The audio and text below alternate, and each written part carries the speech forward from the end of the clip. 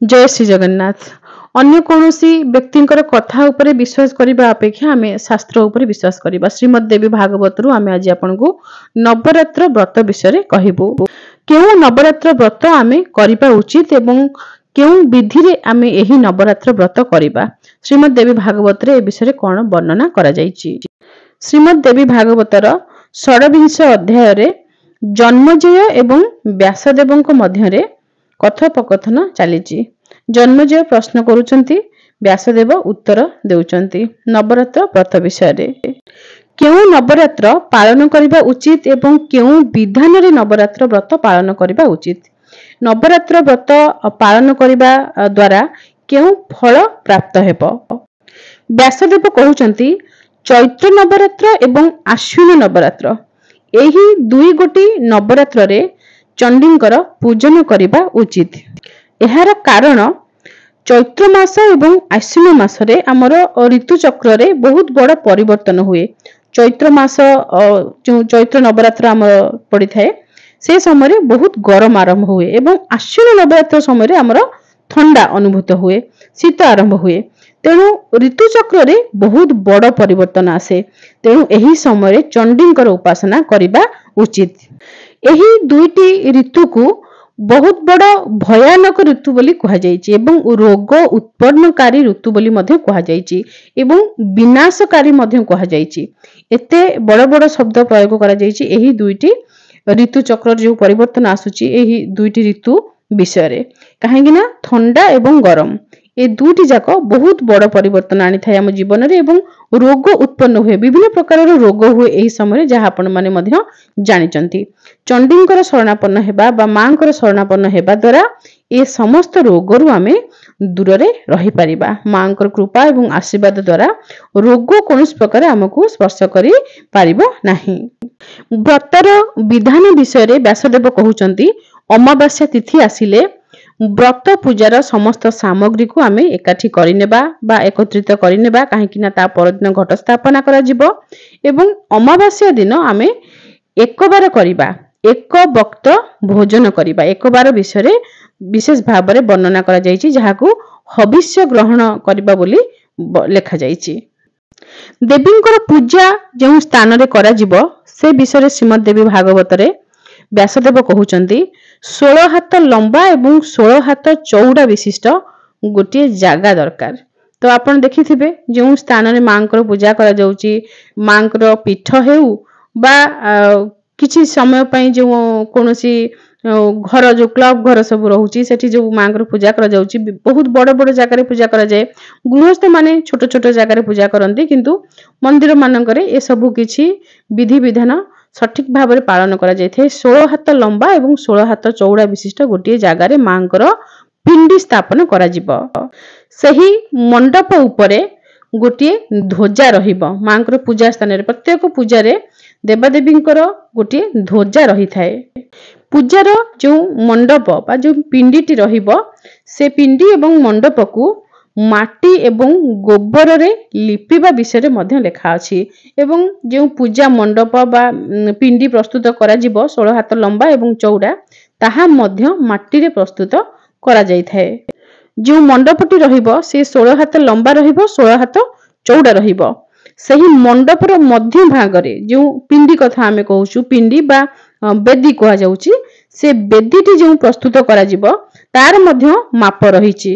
से बेदीटी 4 हाथ लंबा एवं 4 हाथ चौड़ा हेबो। एक कथा श्रीमद् देवी भागवत रे लेखा अछि।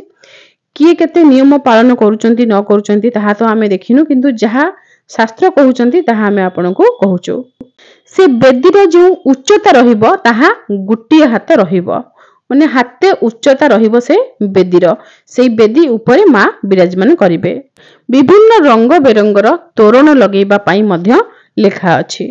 देवींकर तत्व को जानिथिबा ब्राह्मण जे कि सदाचारी होइथिबे, सत आचार युक्त एवं संयमी होइथिबे, जेमिति कि त्रिसंध्या करिबा, आम शास्त्र पुराण वेद आंकु मानिबा, गुरुजन को मानिबा, एमिति सदाचारी ब्राह्मण तांकु ही बरण करिबा विषय रे लेखा अछि। काली पूजा आज अमावास्या तिथि आज दिन में ब्राह्मण को प्रथमे वरण कर ब्राह्मण केते जन आपण वरण करेंगे जड़े ब्राह्मण 5 जन नचेत 3 जन ब्राह्मण को आपण वरण करेंगे। एही नवरात्रि समय मां को सम्मुख रे श्रीमद देवी भागवतर पाठ करबा एवं पारायण करबा विषय मध्य वर्णना करा जायछि। मां को पई जो पूजा बेदी प्रस्तुत करा जिवो से बेदी उपरे नरम कपड़ा जहा बसिबा समय रे हमको आराम लागुथिबो नरम लागुथिबो सेही भली रेशमी वस्त्र पका जिवो एवं सेही वस्त्र उपरे मां विराजमान करिवे। मांकर 4 भुजा विशिष्ट विग्रह को पूजा करने विषय मध्य लेखा अछि। 4 भुजारे मां आयुध धरी थिबे सेही भली विग्रह को आमे पूजा करिबा। एहार अर्थ नुहे जे आम घरे अष्टभुजा अछंती आमे तांको पूजा करिबा नाही से कथा नुहे। आमे शास्त्र न पढ़ी कि जहा जति भूल करिचे से भूल ही हमको आध्यात्मिक दिगरे आगो को नहीं के आसुची।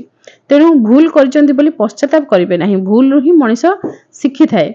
आमे शास्त्र जदि निजे अध्ययन न करिबा ताहले भूल हेबो।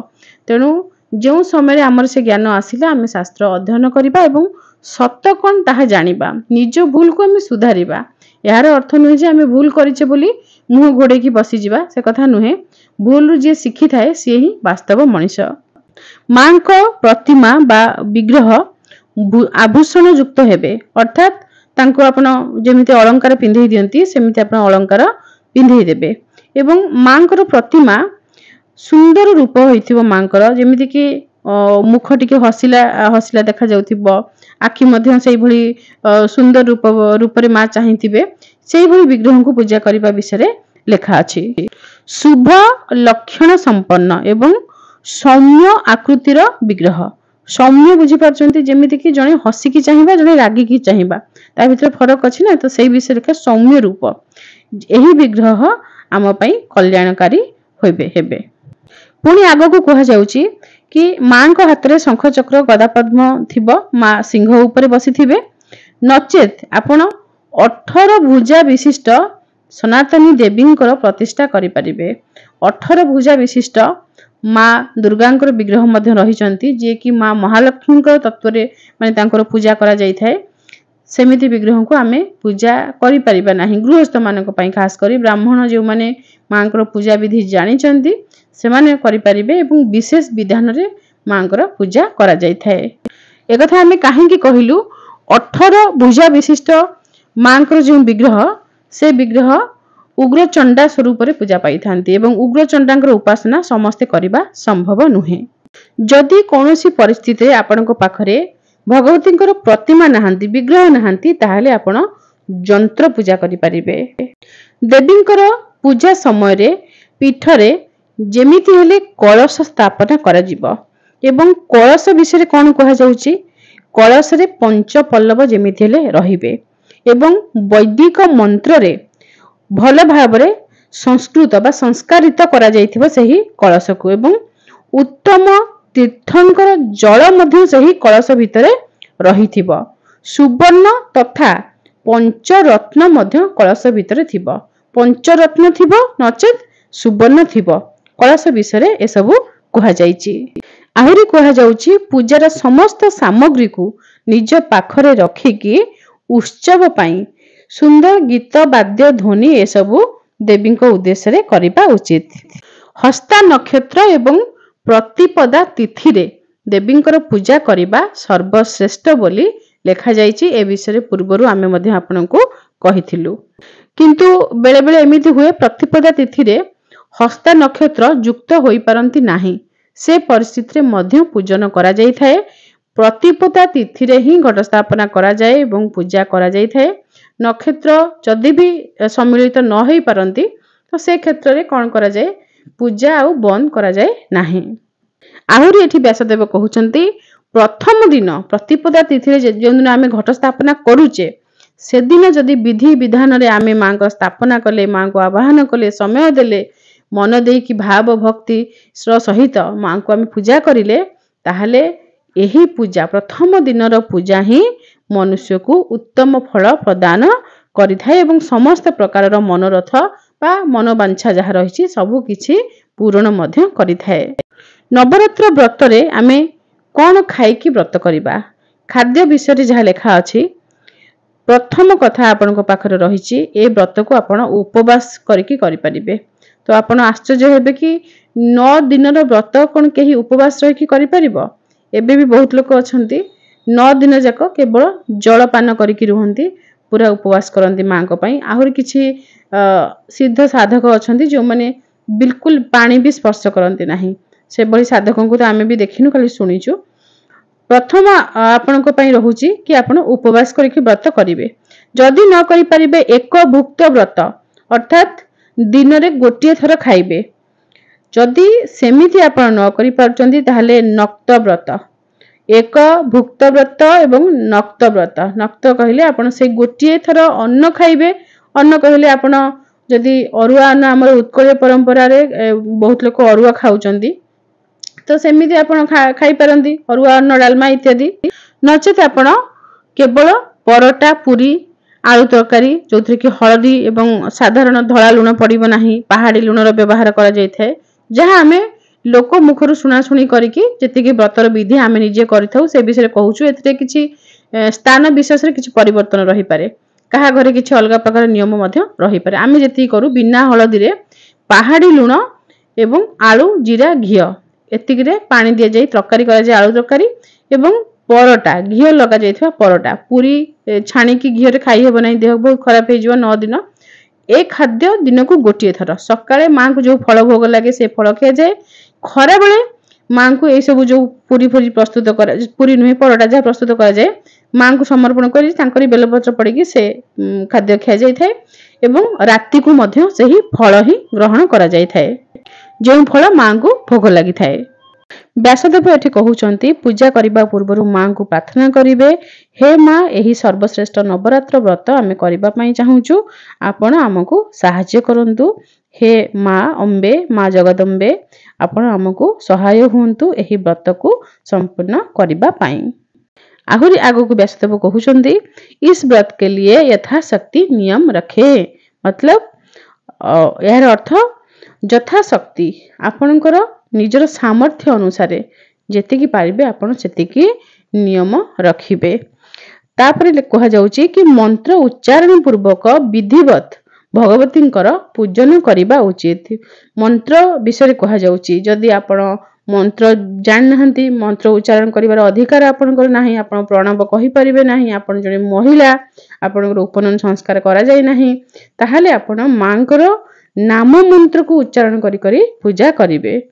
नाम मंत्र विषय आपण को आमे पूर्वरु कहिथिलु जाकी नारद पुराण रे वर्णना करा जाय। बिना मंत्र रे पूजा करा जाय नाही कोनोसी भी मंत्र जदि जणा नाही ताले नाम मंत्र आमे कहि कि पूजा करिबा। नाम मंत्र कहिबा द्वारा सही देवा देवी को आमे डाकिले तांकर नाम धरि कि आमे डाकिले जेमिति कि नाम जप ठीक सेही भली भाबरे नाम मंत्र। मां को कौन कौन अर्पण करा जीव से विषय कहा जाउची चंदन अगुरु कर्पूर तथा मंदार करंज अशोक चंपा मालती ब्राह्मी आदि सुगंधित पुष्प एवं बिल्वपत्र बेलपत्र अर्पण करिके भगवतींकर पूजा करिबा उचित। ये होची हमर नवरात्र समयर खाद्य घी लगा परोटा एवं मांकर पणा। नवरात्र समय मांकर नैवेद्य एवं बलि विषय मध्य कहा जायछि। यही समय मां को नड़िया कदली लेंबू डालिंब पाचिला पणस पाचिला बेल इत्यादि भोग लागिब नैवेद्य रूप में अर्पण करा जिवो। तत्सहित मां को पवित्र बलि मध्य अर्पण करा जिवो। पवित्र बलि बा आपनकर बलि विषय प्रश्न रहिछि ए विषय आमे परे विस्तृत भाव रे कथा हेबा। वर्तमान केवल आपन को आमे एतिकी कहूछु श्रीमद् देवी भागवत रे हमर नवरात्र व्रत समय देवी को पवित्र बलि अर्पण करा जिबार विधान मध्य लेखा अछि। मांकर होम कुंड विषय लेखा अछि। जो होम कुंड रे मां को पई होम करा जिवो से कुंडटी त्रिकोण आकृतिर होइथिबो। 3 गोटी कोण रहिथिबो सही कुंडर। नवरात्र पूजा रे देवींकर पूजा केते थर करा जिवो से विषय मध्य लेखा अछि। विभिन्न प्रकारर सुंदर द्रव्य रे फूल पत्र नैवेद्य बलि इत्यादि द्वारा देवींकर त्रिकाल पूजा करा जिवो प्रातः सायं एवं मध्याह्न। एही 3 समय रे मांकर पूजा କରାଯିବ। ଦେବୀଙ୍କ ପାଇଁ ଭକ୍ତି ଭରା ସଙ୍ଗୀତ ଗାନ କରିବା, ବାଦ୍ୟ ବଜେଇବା ଏବଂ ନୃତ୍ୟ କରିବା ବିଷୟରେ ମଧ୍ୟ ବର୍ଣ୍ଣନା କରାଯାଇଛି। ଯିଏ ଏ ବ୍ରତ କରିବେ ବ୍ରତୀ ସିଏ ପ୍ରତ୍ୟେକ ଦିନ ଭୂମି ଉପରେ ଶୟନ କରିବା ପାଇଁ ଲେଖାଯାଇଛି ଏବଂ ବସ୍ତ୍ର ଆଭୂଷଣ ବା ଅଳଙ୍କାର ଇତ୍ୟାଦି ଦ୍ୱାରା ଏବଂ ଅମୃତ ସଦୃଶ ଭୋଜନ ଦ୍ୱାରା କୁମାରୀ ମାନଙ୍କର ପୂଜନ କରିବା ପାଇଁ ମଧ୍ୟ ଲେଖାଯାଇଛି। ସ୍ୱଳ୍ପରେ ଆମେ ଆପଣଙ୍କୁ ପୁଣି ଥରେ ପ୍ରଥମରୁ କହି ରଖୁଛୁ। ଆପଣ ଅମାବାସ୍ୟା ଦିନ ଏକବାର କରିବେ, ପ୍ରତିପଦାରେ ଘଟ ସ୍ଥାପନା କରିବେ, ପ୍ରାତଃ ସମୟରେ ବା ସକାଳ ସମୟରେ ଦେବୀଙ୍କ ପୂଜାରେ ଯାହା ଯାହା ନୈବେଦ୍ୟ ଅର୍ପଣ କରିବେ, ଫୁଲ ପତ୍ର ଅର୍ପଣ କରିବେ, ସେ ବିଷୟରେ ଆମେ କହିଲୁ। ସେ ସମସ୍ତ ଜିନିଷ ଅର୍ପଣ କରିକି ଦେବୀଙ୍କୁ ପୂଜା କରିବେ, ଭୂମି ଉପରେ ନିଜେ ଶୟନ କରିବେ, ନିଜର ସକ୍ଷମ ଅନୁସାରେ ନିୟମ ପାଳନ କରିବେ ଏବଂ ଏକ ବକ୍ତ ଖାଇକି ଆପଣ ବ୍ରତ କରିପାରନ୍ତି, ଉପବାସ କରିପାରନ୍ତି, ଅନ୍ନ ଛାଡ଼ିକି କରିପାରନ୍ତି ବା ଅନ୍ନ ଖାଇକି କରିପାରନ୍ତି। ଯାହା ଆପଣଙ୍କର ସାମର୍ଥ୍ୟ ଥିବ ସେହି ଅନୁସାରେ ବ୍ରତ କରିବେ ଏବଂ କୁମାରୀଙ୍କର ପୂଜା କରିବେ। କୁମାରୀ ପୂଜା କରିବାର ବିଧି ବହୁତ ବିସ୍ତୃତ ଭାବରେ କୁହାଯାଇଛି। ତେଣୁ ଏ ଭିଡ଼ିଓରେ ଆମେ ସେସବୁ ଆପଣଙ୍କୁ କହିବା ଦ୍ୱାରା ଏ ଭିଡ଼ିଓ ବହୁତ ଲମ୍ବା ହେଇଯିବ। ତେଣୁ ଯାହା ସ୍ୱଳ୍ପ ବିଧି ରହିଥିଲା ଶ୍ରୀମଦ୍ ଦେବୀ ଭାଗବତରେ ଆମେ ତାହା ଆପଣଙ୍କୁ କହିଦେଇଛୁ। ଆଗରୁ ବହୁତ ଥର ଆମେ ଆପଣଙ୍କ ସହିତ ନବରାତ୍ର ବ୍ରତର ଭିଡ଼ିଓ ସେୟାର କରିଛୁ। ଏହା ନୁହେଁ ଯେ ଆମେ ବି କୌଣସି ଭୁଲ କରିନୁ, ସେ କଥା ବିଲକୁଲ ବି ନୁହେଁ। ଆମେ ବି ଶିଖିଛୁ ଏବଂ ମା ହିଁ ଆମକୁ ଶିଖେଇଛନ୍ତି।